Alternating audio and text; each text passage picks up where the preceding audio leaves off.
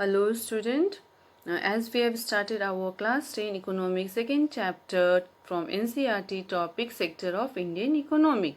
So in our first class we have discussed about the three sector and regarding how to count the goods and services of the three sector, and also regarding the historical change we have discussed in our first class. So I hope that portion is clear. Now today our topic will be rising importance of tertiary sector in production. Clear?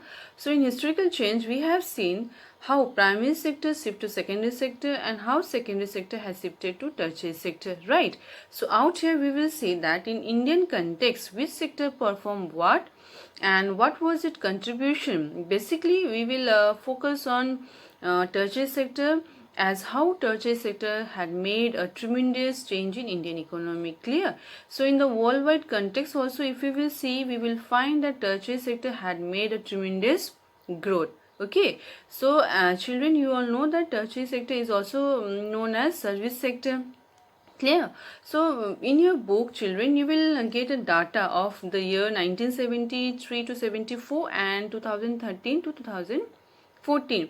Now you just see the data that is of 1973 to 74. In that, in the beginning of 73 to 74 time period, you will just see that the huge contribution was being done by primary sector. Clear? Now if you will see the data of 2013 to 14, what you will notice out there is that there was an increase in production. You will see. Clear? Now for example, if you will talk about the two person, that is they are working together and they had started their work at 10,000. Clear? Now afterwards there was a growth. We will see that one person has done a growth of 15,000 and other has done a growth of 25,000. If we will see that both the person, we will see the growth has been done by both the person. But if we will see in the point of view of percentage, we will find that there was a huge growth done by the second person, that is who had done the 25,000 income growth. Clear? That is his share is much. Clear? Now in primary sector in the year 1973 to 74, its contribution, that is the primary sector contribution, was large as compared to secondary sector and tertiary sector. Clear? Now in 2013 to 14, if you will see, the primary sector growth in GDP has increased as compared to 73 to 74. That is in 1973 to 74, how much the three sector, that is primary sector, secondary sector and tertiary sector, that they have done the growth, the equal growth that primary sector has done itself in 2013 to 14. Clear? Now if you will see the data overall, we will see we will find that the three sector has done the growth. That means in the three sector only we will find the growth. Clear? Now primary sector has done less as compared to its development. Why? We will see it, and also we will find that in tertiary sector we will notice that there was a huge growth. We will find as in 1973 to 74 the tertiary sector growth was very less, and in 2013 to 14, if you will see, the GDP contribution in economic of tertiary sector is large. That means there was a huge growth we will see in 2013 to 14 of tertiary sector. Clear? Now what was the reason for its growth? We have to discuss. So first reason is that there are some basic services like hospital, police, school, and these all services government is liable to provide them to the people. Clear?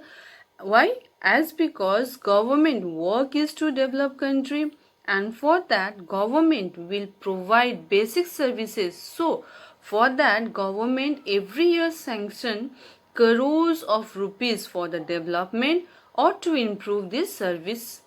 Clear? That is to improve the basic service. Clear? This is the first reason. And in the second reason, we will see that development of agriculture and industry had led to the development of service sector. For example, trade, transport and storage facility has increased.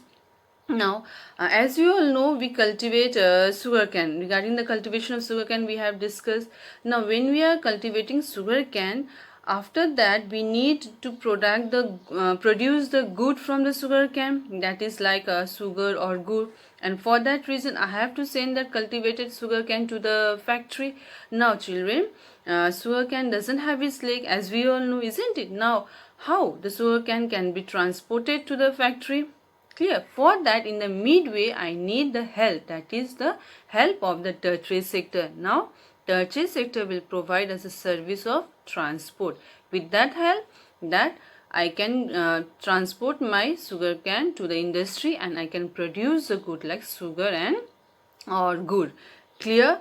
Now, what we understand from here is that if primary sector is growing, in the same time secondary sector will also grow. Now, when both the sector is growing, at that time we will see that tertiary sector too will definitely grow, as because tertiary sector is connected with primary sector and secondary sector. Clear? Second point. Now the third point is the rise in income level increase the demand in service. Clear? Now in the income level of man, now as the income level of man grows, they will adopt more service facility, isn't it?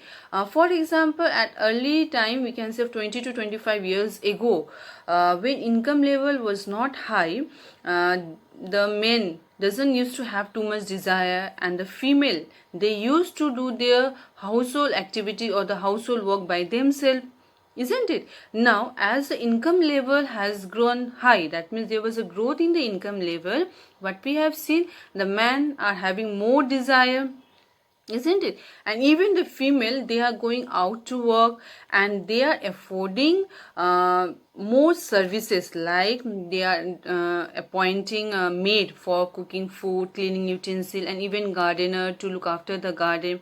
Clear? So in this way, what we have seen is that as there's growth in the income level has gone high, we find that the desire of the male and female both has also grown high. That means there was a growth in the desire.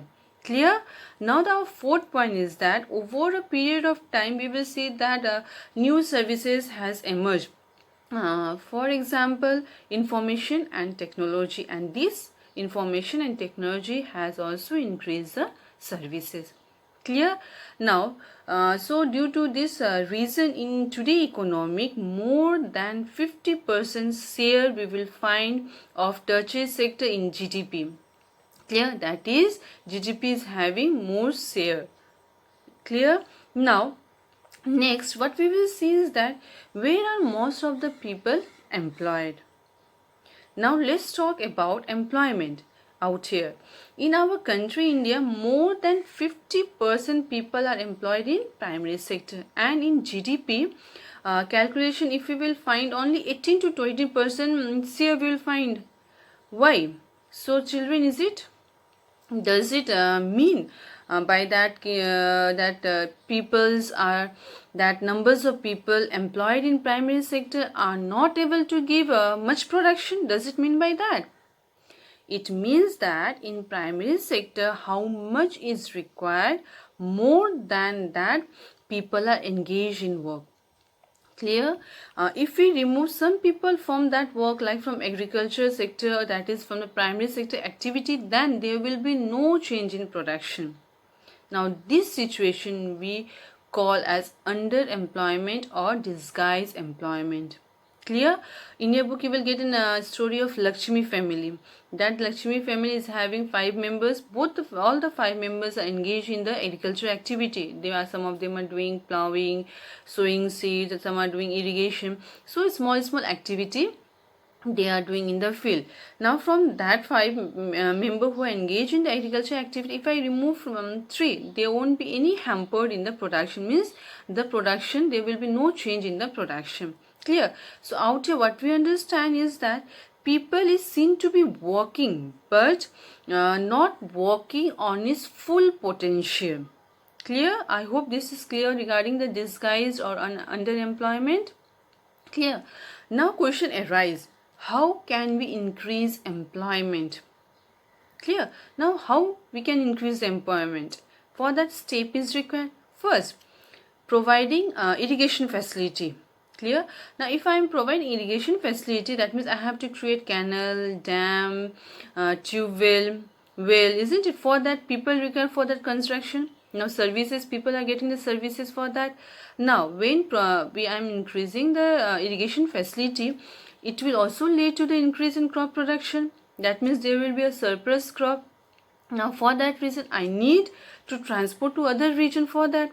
Clear? Now second will be our investing in transport, because transport services should increase as there will be a surplus production. I need transport service facility. Clear? Now third, regarding the cold storage facility should be adopted. Like for constructing of the cold storage, people will be engaged, they will get services. Apart from that, this cold storage will provide for storing that particular product from which are the perishable good can be stored out in the cold storage. Clear? Now next we will see credit by local bank. That means a local bank should be established in the rural area which will provide loan to the poor people at low interest. Clear? Due to that, what we will see, small scale industry should be established, will be established in the semi-rural area. Clear? And when this small scale industry will be established in the semi-rural area, what we will see, for example, if there will be huge production of potato, that means in this small scale industry, they will convert this huge growth of potato into chips. Clear? So people will be engaged out here, they will get services out here. Clear? Now next, as the data show that 2/3 of the student attend this school. Clear? So for that, what we need to do? We need to open school. Now when I'm opening the school, that means I need to construct the school. For that, people will get engaged, they will get services for construction. Secondly, after construction, I need staff, teaching staff, non-teaching staff. Now they are getting services out there. Clear? Now next, what we will see, improvement in the healthcare facility. Clear? When I am taking step for the healthcare facility, that means I have to increase the number of doctor, number of staff, number of nurses. They are getting services now. People are getting more services out here. Doctor are getting services. Clear? Now last we will see that tourism should also be developed. Why? As because this provide 35 lakh job can be created through tourism. Clear? In this way we can increase the employment. Next we will see that Manrega. Now what is Manrega? Central government in India made a law, that is Mahatma Gandhi National Rural Employment Guarantee Act 2005, that is Manrega 2005.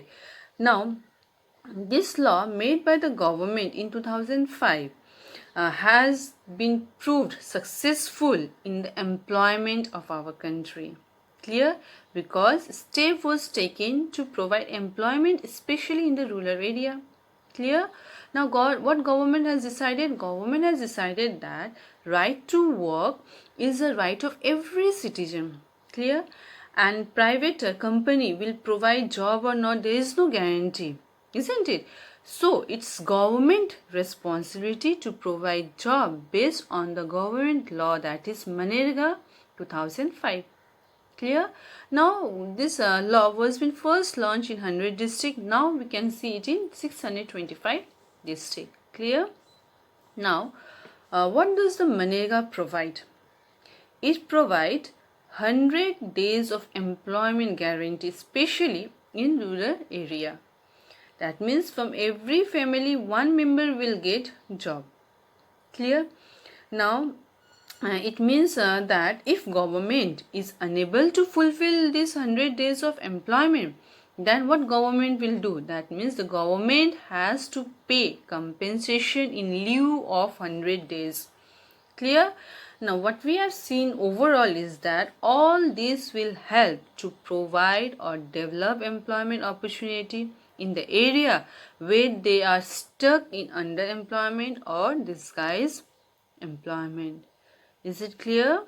Okay children, in our next class we will discuss on the topic division of sector as organized and unorganized.